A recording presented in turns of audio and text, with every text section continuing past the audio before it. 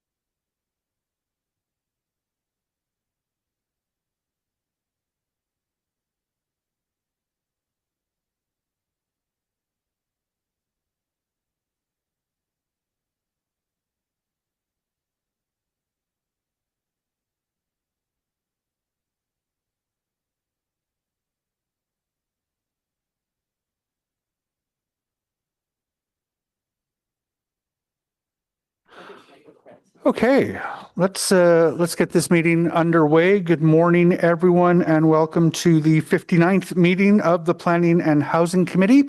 Il est important de souligner que la ville d'Ottawa se trouve sur un territoire non cédé de la nation algonquine et Anishinaabe, dont la culture et la présence ont enrichi et continuent d'enrichir ces terres.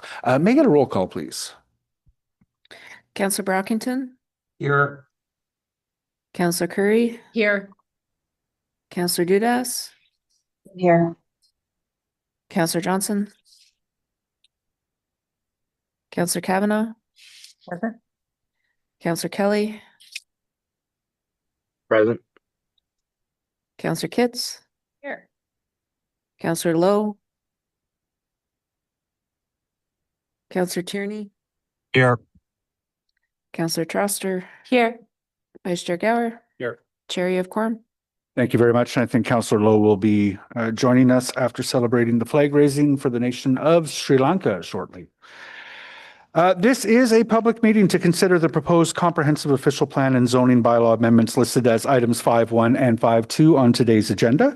For the items just mentioned, only those specifically identified in the Planning Act who make oral submissions today or written submissions before the amendments are adopted may appeal the matter to the Ontario Land Tribunal. In addition, the applicant may appeal the matter to the Ontario Land Tribunal If council does not adopt an amendment within 90 days of receipt of the application for a zoning bylaw amendment and 120 days for an official plan amendment. To submit written comments on these amendments prior to their consideration by City Council on February 11th, 2026, please email or call the committee or council coordinator. Are there any declarations of interest? Nope.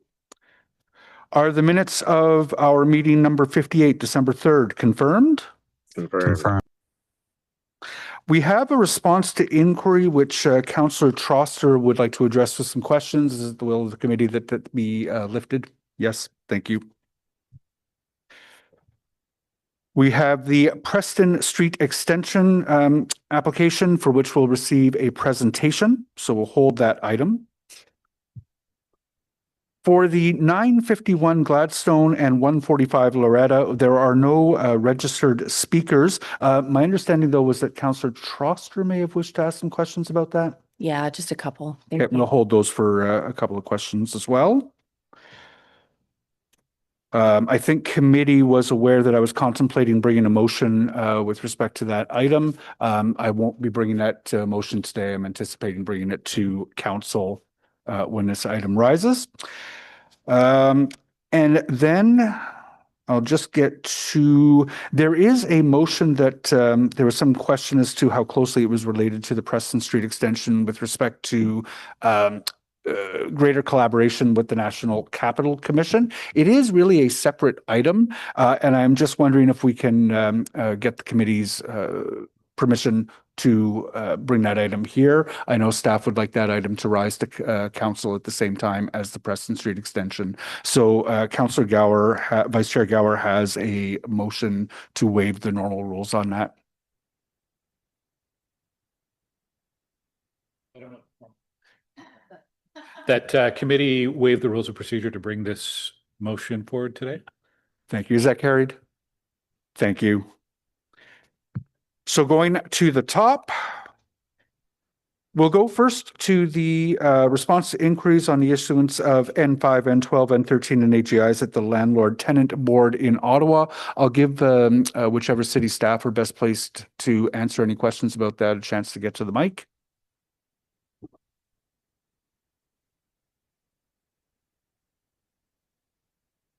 Do we have staff representation on that today?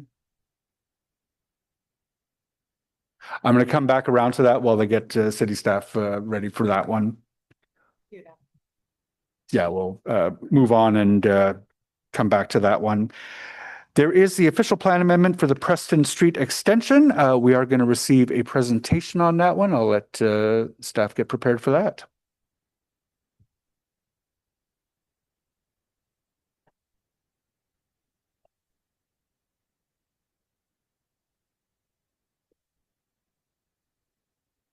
Good morning, Andrew and Aaron. We're in your hands whenever you're ready.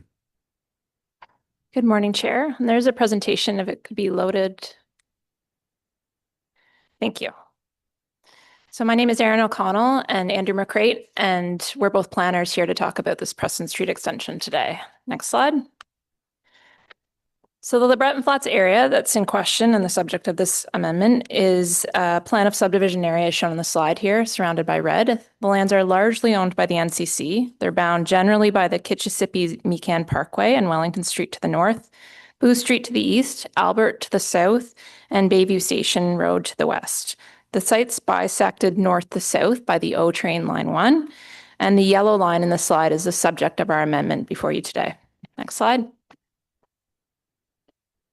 So this is Schedule C5 from our official plan, and the dashed red line shows an arterial proposed for the Preston extension. An extension to Preston Street, it's been in the city plans for likely several decades going on. We found some information that it was originally proposed in the 1970s, and it predates the more recent versions of the plans for LeBreton Flats, and importantly, the O Train Line 1 construction. This recommendation is to replace the arterial road with an active transportation bridge, and there's some related direction to staff on memorandums of understanding. Next slide, please. So how we got here, the NCC ran consultations starting in 2019. Approximately 5,000 people participated, and that resulted in a master concept plan for the LeBreton Flats area. The lands of this area west of Booth Street are going to include blocks for housing, commercial, parkland, open space, and new roads, approximately 4,500 new dwelling units, 80,000 square meters of commercial or office space, and a potential major events center. A decision on this amendment today will allow the continued works on the plan of subdivision for this parcels. This version before you of the master concept plan highlights the pedestrian and cycling bridge in the Preston Extension corridor, which would connect Preston Street to the south and Vimy Place to the north, instead of the road extension in its place. The master concept plan identified this as a more appropriate way to connect the districts within LeBreton Flats and for crossing the O Train Line 1. We have a planning policy framework that supports this amendment in both our official plan and our transportation master plan. Our official plan speaks to a transportation system that will move people efficiently and sustainably, promote walkable, livable neighborhoods. Transportation demand management strategies will be used to incentivize sustainable transportation modes. And the TMP speaks to prioritizing modes that are space efficient and that adding vehicular capacity to accommodate peak period travel demand is financially and spatially unfeasible. Next slide, please. So this is a photo showing the context of the site. It's looking west at the interface between the O train tracks and where the Preston extension would exist, and that's shown in the red circle. The entire LeBreton Flats area is within 400 meters of a transit station, either between Pimsey or Bayview Station. What's important to note is that when the O train was constructed, the grade lowers under Booth Street, so the tracks go under Booth Street. And at Preston, in contrast, they're at grade. And so what that means is constructing an extension as an arterial road in that location would require a bridge much higher and longer than Booth Street to clear the O train tracks. It was also transportation studies submitted as part of the application also concluded that it would also make traffic in the area worse and have significant impacts from a design perspective. It would be a barrier and split the community in two, with retaining walls limiting access between the east and west parcels. In contrast, building it as an active transportation bridge increases the pedestrian and cyclist accessibility to the O train stations, and that will hopefully ensure transit mode share targets that are envisioned for this area. Thank you, Aaron. Morning, Chair and members of committee. So as a continuation with all this momentum happening with the active plan of subdivision with the NCC, which is for all the lands west of Booth Street, the announcement from Capital Sports of purchasing all the parcels along Albert, which includes a parcel for a potential major event center right at Preston.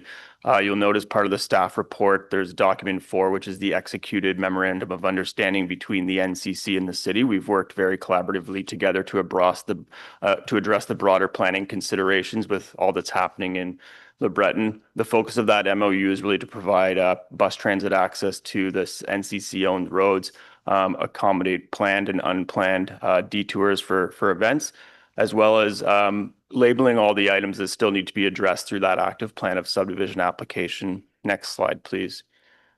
So with this decision and the staff recommendation today to convert the Preston Arterial into an active transit bridge, the next steps really include the city executing that component of the MOU between the NCC and the city, which will allow us to proceed with those active applications.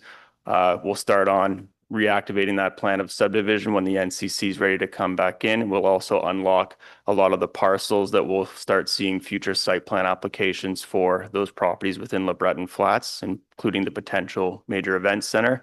As well, you'll notice in the report that we've already engaged in some conversations between the NCC, Capital Sports Development, and the city to start the legwork for a three-party MOU to kind of tie all those things together to make sure things like construction sequencing, timing of projects is all coordinated between the three parties so that we're looking at how LeBreton develops in an efficient manner and works to mitigate any impacts on the community. So we'll end it there for the presentation, but Darren and I are happy to take any questions on the report before you. Thank you. Thank you very much to staff for that, and thanks to staff for working generously to get to yes on this. I know many members of the committee have received an email from Mr. Leader expressing his support for this, and obviously it is an agreement between the NCC and the city. Do any members have questions about this? Yeah, Chair, I do. Yep. Thanks. Councillor Tierney? Oh, sorry. Councillor Troster has her hand up first, I believe. No? No, it's okay. You can go ahead. Okay, great. Thank you very much. I'm just having a quick look at this, and I'm just trying to understand. Isn't the Preston extension an important link in the network? And it was kind of included in the TMP that we just approved as part of the capital plan. So I'm kind of anytime I hear NCC, my antennas go up. So I'm very curious about some of the information that I'm seeing here today. Why the sudden change? And maybe I can get staff to comment on that. Thank you. Through you, Mr. Chair. The initiation for this amendment follows from work on the LeBreton Flats Master Concept Plan, as I mentioned, by the NCC. So it's an updated proposal for LeBreton Flats and how it will develop. And we had to balance in the report the advantages and disadvantages of a road extension versus an active transportation in making this recommendation. And so I think the original extension, as I mentioned, was proposed back in the 1970s, and it was based on previous versions of plans that were developed for LeBreton Flats. Just to add, the Transportation Master Plan, there is direction in this report. The official plan is the guiding document, and following that, some updates will be made in the Transportation Master Plan based on the decision today. Okay, great. Thank you for that. And I just want to confirm this does go to council, right? Because I think even if I support it today, I just want to make sure that I follow up a little more detail. I feel we just heavily debated a TMP. And when I hear NCC, TMP, have all these acronyms, I want to dig into things a little bit deeper. And I also have one further question. Who pays? I just want to make sure we're not bonusing anybody by doing this. For example, the bridge, for example. Yes, through you, Mr. Chair. The original Preston extension, because it was a road, would have been paid for through development charges. Because this is an applicant-led and initiated proposal to the amendment, the intent right now is that this will be applicant paid for, maintained, and constructed. Okay, that's really good news. Okay, thank you very much, Mr. Chair. I appreciate it. Thank you very much, Councillor Tierney. Councillor Troster? Thank you so much, Chair. And Chair Tierney, maybe I could provide a little bit more context because I know I filled you in a little bit over the last few years. I think the reason why we're seeing this after we debated the TMP is because the issue of the Senators Event Center was still really up in the air. And so, shortly after I was elected, the NCC came to me about this challenge with the pedestrian bridge and how this is what they wanted to see. And we were kind of in a deadlock between city staff and the NCC. It wasn't even about private car access. It was about transit access. The concern was, if there's a logjam, if there's a major event, how do we get people out of the site? And city staff, first of all, wanted to be absolutely sure that if the senators were purchasing that land, that they were okay with this. And as you saw, Mr. Leader sent a letter indicating support. And then the MOU that the city and the NCC were finally able to sign, because it did take a very long time, is giving in exchange for removing the Preston extension from the TMP, is giving the city access to the parkways for buses if we need it. So it's kind of a win-win situation. And I will say that, I hear a ton about the impact on Little Italy and West Centertown of bridge traffic and, and a lot of concern about what could happen if the Senators complex opens and then there's more cars into the neighborhood. So I think this is a win-win overall. I was just wondering if city staff could explain how this bridge might link into existing active transportation networks in the area. Thank you, Councillor. So the design of the bridge has yet to be determined. There are some elements of that bridge construction that we've included in those memorandums of understanding that will need to be addressed. But essentially, it will link from Preston Street across the O-train track lines and into the future public road network that will be part of the LeBreton Flats area to the north, and then eventually to the pathway network that extends along the river system. So there is a very well developed and sort of a filtered permeability of the path network that will be advanced with this bridge.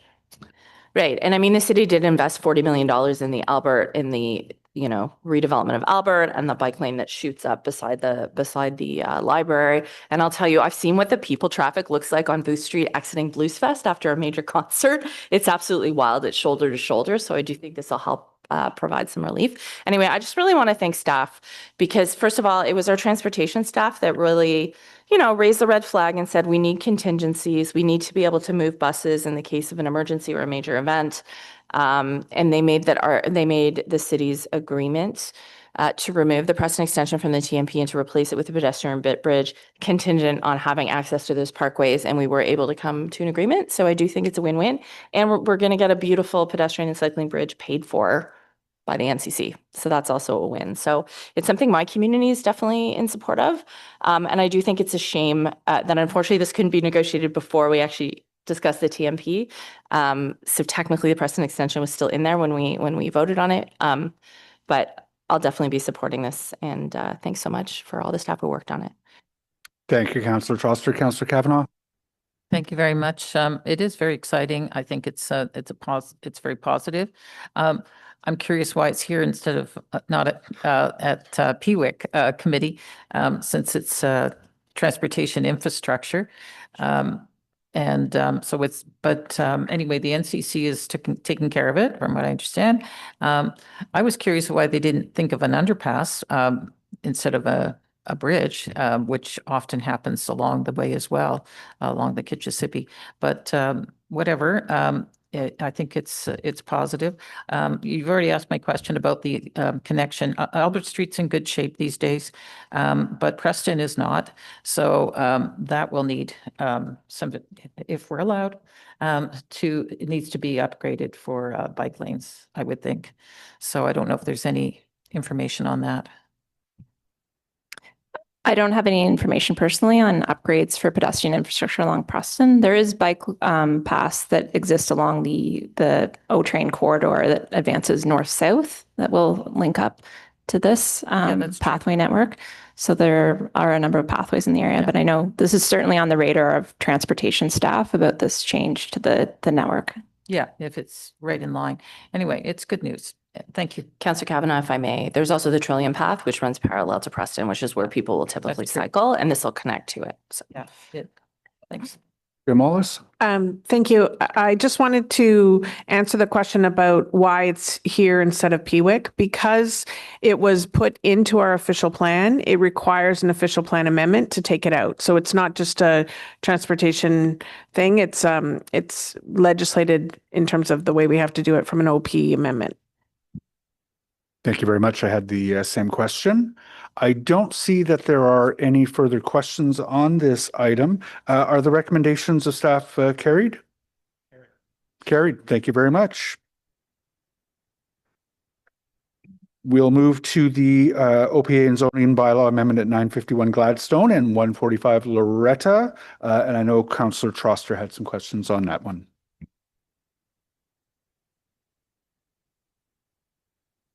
Thank you so much. I was just really curious because I know this committee's seen this file over the years before now, but I noticed in the report it mentioned that the Enrich Bread artist studio building is going to be retained.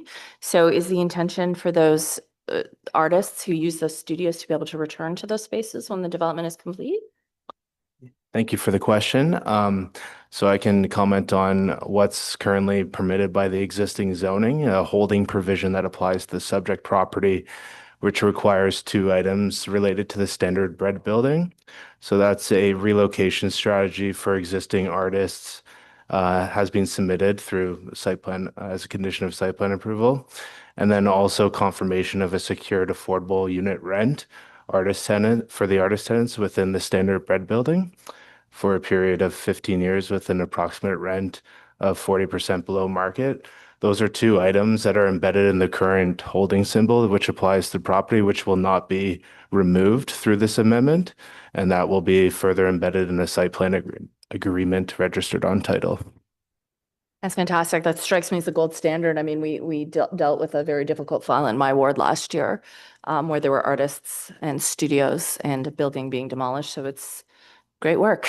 Everyone who worked on that. Thank you. I just want to clarify that because the EBA building is really beloved. Their artists are beloved, and it's one of the very few downtown studio spaces still available. So thank you.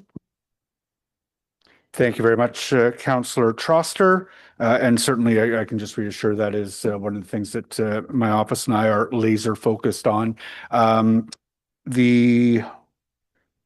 I did promise to, I'm sorry, I don't see any other questions. I did promise to pass on the concerns that the Hintonburg Community Association has with respect to a paucity of 3-bedroom units. And I know that this will be a consistent discussion as we go along. I will just note, though, that currently it's an industrial site and there is no housing at all. But I am certainly sympathetic to their concerns that we do need some of those larger multi-bedroom units in order to maintain family-friendly housing in the neighborhood. So thank you for that. Our recommendations 1 and 2 of staff carried? Carried. Sorry, I'm told the applicant is here. I wasn't expecting a presentation. If committee's prepared to carry this, did you still wish to speak? Great. And I think I heard that the recommendations are carried. Thank you. With respect to the response to inquiry, the issuance of N5, N12, N13, et cetera, there are no city staff who are available to answer those questions. I know if Councillor Troster wanted to ask those in public, we should have that opportunity. I'm wondering if Vice Chair Gower might move referral of the receipt of this response to inquiry to the subsequent agenda. Yes, I'd be happy to move that to our meeting in 2 weeks' time. Is that carried? Thank you. Which brings us to, I believe, the final item, which I think has now been distributed to members of the committee, which is the motion by Vice Chair Gower with respect to collaboration with the NCC. I'm wondering, Vice Chair Gower, you have a copy of the full motion now, if you could read that out. I will read it in.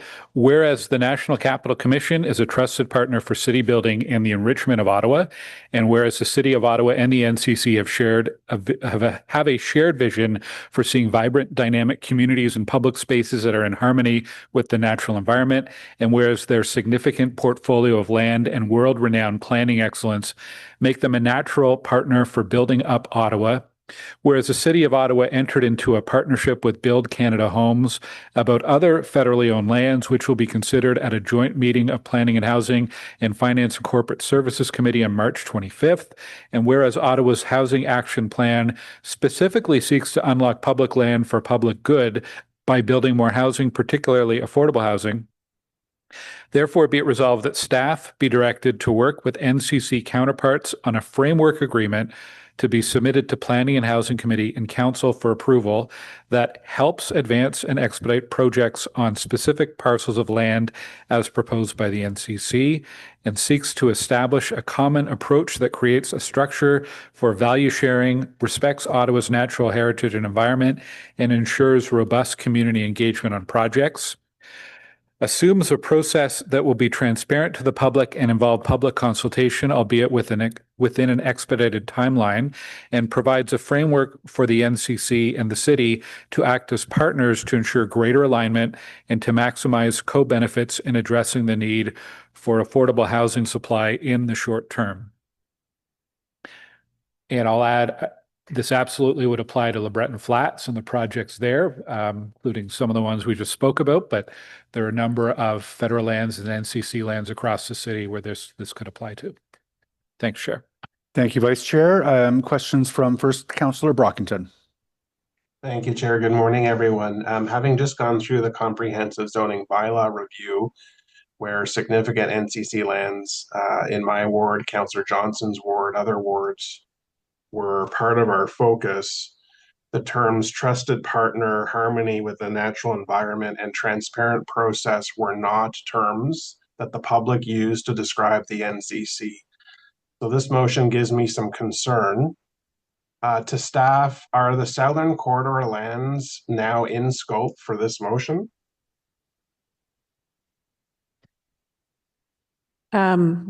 So thanks for the question through the chair. This is GM Wallace. I would say that should this motion pass through committee and council, we would be bringing back some sort of memorandum of understanding or agreement that would have to specifically identify parcels. The conversations we've been having with Build Canada Homes is around how do we work together on the process of moving the lands forward so that we can do things in parallel as opposed to the sequence of application review that happens under planning typically. So how do we work together? It would require the lands to be identified in that agreement for it to work. So I do think there would be a full conversation about whether or not how the process would work and which projects this would apply to. I know that there has been some interest from the NCC to consider something similar to what Build Canada Homes has been talking about. They also are under pressure to see housing happen on their lands. Obviously, not all their lands, and that's really, I think, the detail that matters. Where are we talking about, and what is the city comfortable in trying to move forward? So if this goes, I see this as an exploratory piece that would allow us to bring a report back at the same time we're having a conversation about Build Canada lands to see, or Build Canada Homes to see if something similar should apply to NCC lands, and if so, where and how. Okay, I appreciate that. So I assume this motion needs to be ratified by City Council, and then if you have that ratification, you would then have marching orders to bring a report back. I think it's March 25th, and that's where we would see identified parcels throughout the city. Is that my understanding correct? Yes, that's correct. Okay, so this decision does have to come to council next week? Yes, if it passes the committee here today, it would go to council next week. Okay, thank you for that added clarity. Thanks, Chair. Thanks, Councillor. Councillor Johnson? Thanks, Chair. So yeah, I mean, to follow on Councillor Brockington's comments, obviously during the zoning bylaw, we saw over 50 delegations, 30 of which were about NCC lands in the Southern Corridor. I'm sure we don't necessarily want to inappropriately alarm people that we're going back over the same questions, but we even saw during that discussion that there was some either misunderstanding of zoning as a prevention to housing, etc. So can staff sort of in very plain language explain for those who will be interested in this motion, tell us about how this motion protects the city's interests and resident interests in the development of NCC lands as best it can, obviously, given that we don't own the land, instead of further confusing the issue that residents won't be able to participate in development applications that concern them. Can someone just sort of like tell the residents what this motion does in that way? Through the chair, I will try. I mean, there's a clause in this motion that speaks to transparency in a public process. I think the difference at zoning and the conversation we're having there was about changing a zoning layer that would indicate that this would be in the urban part of the city that could then be redeveloped without any clarity about what was being proposed, how it would move forward. What I see different here, and that did not pass, what I see different here in this motion is a very specific deal about, or the possibility of a very specific deal that is identifying the exact parcels for the exact outcome that we'd be looking for. So how many units for how much of affordable housing, how would we be protecting woodlots or natural public spaces? Like, it would be very detailed in terms of what would be proposed and how we would move forward. And that would be different than the conversation before, which was about more like the general intent to move in a direction. So I think staff are very aware of the public concern in the Southern Corridor, and I am sure that the NCC is also interested in moving forward in the Southern Corridor. So to bring anything forward to council, I mean, they have lots of other lands too. So I think that this motion really just has us looking to see if there's an opportunity here, if something makes sense, and council will be able, and committee will be able to hear what staff can achieve in potential conversations, and then decide. There is certainly momentum around trying to do something on federal land. So we're recognizing that the NCC is a federal agency and does own land. So it doesn't make sense to apply a similar lens to some of their lands. That's really how we would work on this. But I appreciate the public's concern, and we'll absolutely be looking at enough detail and safeguards in the process to make sure that council can make an informed decision about whether or not this is the way they want to go. Okay, yeah, that's very helpful. Using the word framework in the motion, a framework can mean, it can still persist in a general way. So having you sort of put some meat on the bone in terms of what we'll see in that report is extremely helpful. I think, I guess my impression of this is that this actually sounds like a better controlled and better articulated approach to these lands. I certainly wouldn't be going on record to suggest that we shouldn't be using public land for housing. I mean, that's counterintuitive to many of the city's priorities and the federal government's priorities. So we know that that's a way to create, more deeply affordable units and so on. And we want to see that kind of intensification within the green belt. So I think those are all good reasons. So I'll support this motion. I think, I just want to make sure that by creating a framework, I know I'm sort of, being parochial here, but, we do have a baseline Maryvale secondary plan that we are working on with the NCC to try and get some of that, proposals, make those proposals more visible to residents in terms of zoning. So I don't want to create multiple places for residents to think they've got to chime in. I want to be assured that the process that's in place currently for NCC lands in my secondary plans is the place where residents need to participate. Can you confirm that, please? I can confirm we'd absolutely take into consideration existing secondary plans and any secondary plans in process. Okay. All right. So I guess the devil's in the details as those two things work together, but I will look forward to hearing more. And thanks to staff for trying to push the NCC to not do hand-wavy housing development, but perhaps start to try and move in the intensive way that the federal government is asking them to do so through Build Canada Homes. So thank you. Thank you, Councillor Johnston. Councillor Tierney? Great, thank you, Chair. So I'll keep it brief. Second item on the agenda where I hear the word NCC, my antenna always goes up. Especially in the previous one. And I think Councillor Kavanagh was kind of correct. We understand it legislatively why it had to come here. But anytime I hear the word NCC, they're involved in everything. They feel they want to be involved in everything, but they don't want to work with us. So I don't know who had the rose-colored glasses on that wrote this motion. It's ridiculous. But I just want to know what this is going to really achieve, because again, I think we have to look at I feel we're being bamboozled. Councillors are being contacted directly by the NCC on certain things. I want to make sure the mothership, the corporation of the City of Ottawa, is working together on all files related to the NCC to ensure that we get the best bang for the buck. And what are we doing about that? Because this will go to council. I'm almost thinking we need I hate a subcommittee or a further committee, but we need a group with some councillors on it that are in the know, maybe chairs of committees about all files in the NCC, just to make sure everything's coordinated. I don't like this piecemeal approach with the NCC. It concerns me. And while I might support it here today, I'll have to determine what I do by the time it gets to council.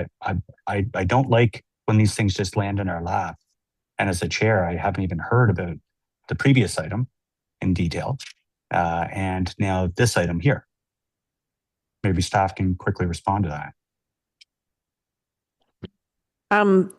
Through the chair to Councillor Tierney, I appreciate our relationship with the NCC has not been an easy one. I think that as leaders in the corporation, we understand that they hold strategic locations of land that is important to the fabric of the city. And we are working hard to improve that relationship, but not, as you say, with rose-colored glasses, but eyes wide open. The Le Breton Flats negotiations, this conversation would all be done and is being done with GMs and directors across several departments working together to make sure that there's no unintended consequences or misunderstandings. And we're also trying to coordinate things so that we don't have an agreement, but then realize it falls apart later because of some piecemeal pieces that we didn't lock down with our relationship and then come back to hurt us in the end. So we are being very cautious, but we also recognize that it is much more productive if the city can develop a more partnership type relationship with the NCC, and we are treading carefully. So I would say that coordination is already happening inside the corporation across the various departments, and I welcome the conversation about chairs of various committees that have some shared interest. I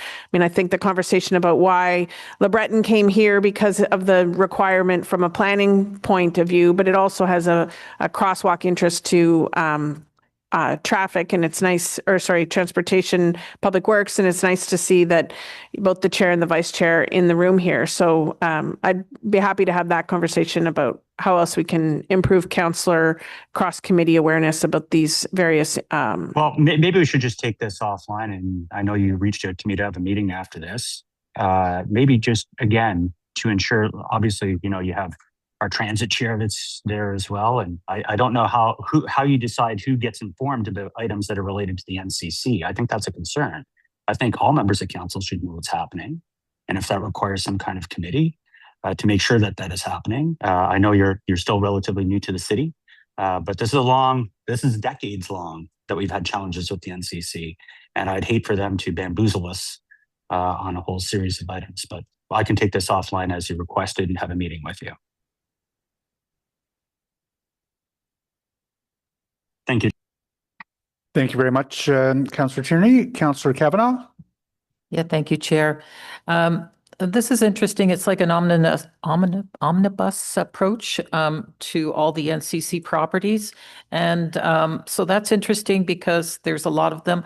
I've got quite a few in Bay Ward, and they're near transit. And we need affordable housing, so we need to plan together. Will there be opportunity for the local councillors to be involved? Because we are already quite aware of the properties that are at stake that are the most viable. I can give examples such as right near Lincoln Field, right at Carling Avenue. We're trying to get answers on, you know, what a plan would look like, because it has a domino effect on the community and also green space that exists right now. So and that's another part of what we have to plan, is making sure that green space is still there, because we need that. So I want to know how that fits in, because I think we'll need to have conversations, since we've been looking at these for many, many years. And hopefully we can work it out. But the end goal is affordable housing. And I know OCH is ready to go to help us out on that side. So through the chair, I would just say that I think this motion that asks us to explore a partnership here, that it would only work if we had projects that were very close to construction ready. Like, there's no big barriers, and we would. It's about trying to expedite a process over the next year or so to get something to construction, not things that are still well well in the planning or consideration phases. So I think that if this causes both Build Canada Homes and NCC, both of these conversations, it's about getting serious about a real site and then everybody putting their head together and saying, how do we get housing very quickly on a real site? And so it might be one site, it might be more. We already work with councillors when we do secondary plan work. We would, or anything site specific and controversial. So we would absolutely have those conversations. I don't know what the NCC would be, if should this motion pass, I don't know what sites they would be considering and if what they would put on the table, but I don't see any report coming back recommending anything unless we have real concrete locations with very clear plans about what they're intending, and that would include conversations with local councillors, so we make sure that we have the full picture before bringing a report back. I appreciate that. Planning is planning, and it's not just the shovel ready. We got to know what's next in line. So I think it's broader, and especially near transit stations where it's crucial to get those developments done. So I hope to have further conversations on this, and I've certainly met with the NCC myself and talked to them, and hope to continue to do that. Thank you. Thank you, Councillor Kavanagh. Vice Chair Gower? Okay. The NCC has had a reputation of being a fourth level of government in our city sometimes. And we have not, as a city, necessarily worked cooperatively. There's a lot of political baggage between the city and the NCC. I'm moving this motion on behalf of the Mayor Sutcliffe, because he wants to turn the page on that. When it comes to housing, it would be ridiculous if we keep acting in an adversarial mode with the NCC at the staff level, at the political level. We need to be in lockstep. We need to avoid situations where there's an extra layer of consultation that's going to take another 6 months to move projects forward. Look at LeBreton Flats. There's potentially 4,500 housing units that could come in the next few years. We have to be working in lockstep with the NCC and the City of Ottawa to meet our housing goals. So we're turning the page here and trying to move forward in a more responsible way to address our housing crisis. That's what this motion is ultimately about. Thanks, Chair.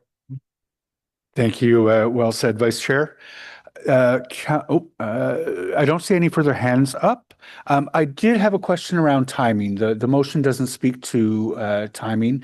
I'm assuming that it's sort of being deliberately left up in the air. We don't have, for example, that joint FinCo PHC meeting as a deadline or anything like that. When did staff contemplate that we might have this framework agreement ready for proposal to committee and council? So as I understand the way the motion is written, we would come back in tandem with the Build Canada Homes, because that's already a special meeting. I believe it's March 25th. With the Finance Committee and the Planning Committee. So we would bring any discussion at the same time so they can be considered together. Okay, that's not written explicitly into the motion that I can tell. So that's good clarity, and that is your intention to try to work towards that joint PHC FinCo meeting. Thank you for that. I don't see any further hands up. Is this item carried? Carried. Thank you very much.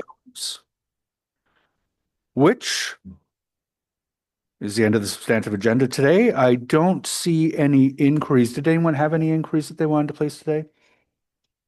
Nope. We don't have any other business. We are adjourned until PHC meeting on February the 18th, 2026, which will be followed by a joint PHC and Agriculture and Rural Affairs Committee meeting also on February the 18th. Thank you very much, everyone.